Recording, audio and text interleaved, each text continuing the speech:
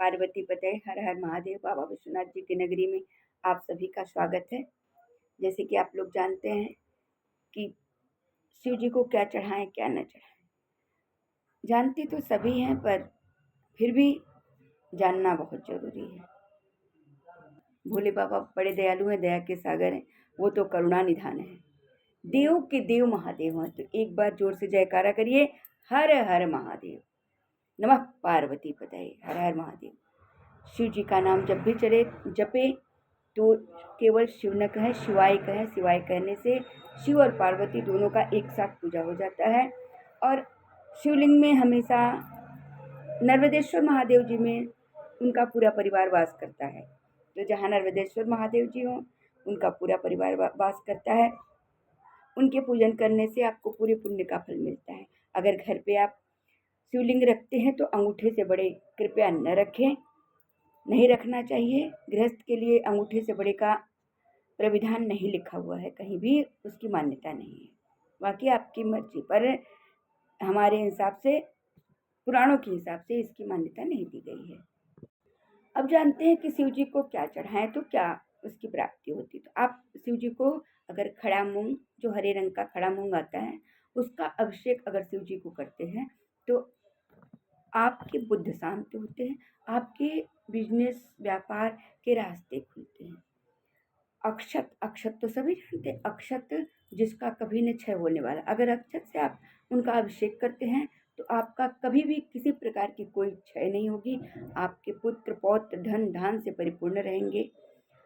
शिव जी को अगर जौ से अभिषेक करते हैं और खास करके 41 दिन तक अगर शिव जी को जौ से अभिषेक करते हैं, शुद्ध जौ हो, उसमें कुछ और ना हो, साफ और चुन के जौ का उपयोग करें और शिव जी को चढ़ाएं, आपके सारे मार्ग खुल जाएंगे। और 41 दिन पे विश्वास के साथ, मैंने आजमाया है, मैं आजमाई हूँ तभी आपको बता रही हूँ।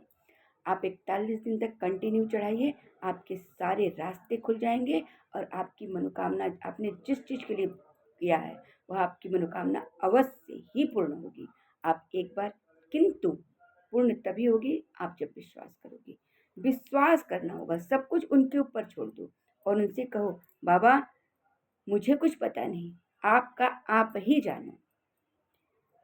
तो ये हुआ। और एक चीज़ और, तो बाकी आपको पता ही है कि दूध से, श्रावण मास में दूध का बहुत महत्व है। दूध से बाबा का अभिषेक अवश्य ही करें, अवश्य ही करें। मैं तो आपसे प्रार्थना करती हूँ कि आप नित्य नियम से गाय का दूध अगर आपको मिलता है तो उत्तम, गाय के दूध से बाबा का अभिषेक करिए और नित्य नियम से सारी समस्या का दूर होता है। दूध, दही, घी, मिश्री, चीनी, मधु, जितना सामर्थ्य है सामर्थ्य के अनुसार करिए। अगर सामर्थ्य नहीं है तो बाबा को 1 लोटा जल, सारी समस्या का हल। बस बाबा 1 लोटे जल से प्रसन्न होते हैं। किंतु अगर आपके पास सामर्थ्य है तो आप उनको अच्छे से उनका अभिषेक करिए, जितना आपसे हो सके। आपके अगल बगल मंदिर हैं, वहाँ जाइए। अगर वहाँ नहीं जा सकते हैं तो आप अपने घर में ही मानस पूजा करिए। और कम से कम सोमवार के दिन दूध, सोमवार, शनिवार, शुक्रवार, इस दिन दूध का अभिषेक शिव जी को अवश्य करिए। आप लोगों से मेरी नम्र निवेदन है कि दूध का अभिषेक शिव जी को जरूर करिए, सारे कष्ट दूर हो जाते हैं। विश्वास तो करके देखिए, बड़े दयालु हैं, दया के सागर हैं वो तो। आपको पता है शिव जी को समी पत्र अति प्रिय है, बेल पत्र अति प्रिय है, उनको पत्र ही पत्र प्रिय है, भांग प्रिय है, भांग के पत्ते प्रिय हैं उनको। आप मंजरी, तुलसी जी की जो मंजरी होती है, ऊपर फूल जो होती है, उसको तोड़ के शिव जी का अभिषेक करिए 108 मंत्र का जाप करते हुए। अगर शिव जी के 108 का नाम नहीं जानते, उनके सहस्त्र नाम है, अगर आप नहीं जानते हैं तो ओम नमः शिवाय, ओम नमः शिवाय का जाप करके शिव जी के ऊपर एक एक बेलपत्री, शमी पत्र आपके पास उपलब्ध है तो शमी पत्र, बेलपत्र और तुलसी जी की मंजरी से अभिषेक करिए। और नहीं है तो मानस पूजा करते हुए अभिषेक करते रहिए। नमः शिवाय। आप अपने मन में धारणा करिए कि मैं बेलपत्र चढ़ा रही हूँ, मैं शमी पत्र चढ़ा रही हूँ, मैं तुलसी जी की मंजरी चढ़ा रही हूँ, मैं अनन्य कमल के फूल चढ़ा रही हूँ, धतूरा चढ़ा रही हूँ, मंदार माला तो बाबा को बहुत प्रिय है। उनको तो कांटेदार ही चीज़ प्रिय है, जिसको कोई नहीं प्रिय वो बाबा को प्रिय है। और आप सभी जानते हो बाबा कैलाश के वासी हैं। सारे देवी देवता तो पृथ्वी के बाहर विराजमान होते हैं, कोई कमल पे विराजमान है, कोई शेषनाग पे विराजमान है, किंतु हमारे भोले बाबा तो पत्थर में विराजमान, धरती के नीचे पत्थर में कैलाश पर्वत पे। और कैलाश पर्वत पे आज तक कोई नहीं चढ़ पाया। कोई नेपाल का एक आदमी था, मिताल ऐसा कुछ नाम था उनका, वो चढ़े थे 9 वर्ष पूर्व वही चढ़े थे। और उन्होंने फिर वो आए नहीं, फिर पता नहीं कहाँ गए वो ईश्वर की लीला ईश्वर जाने।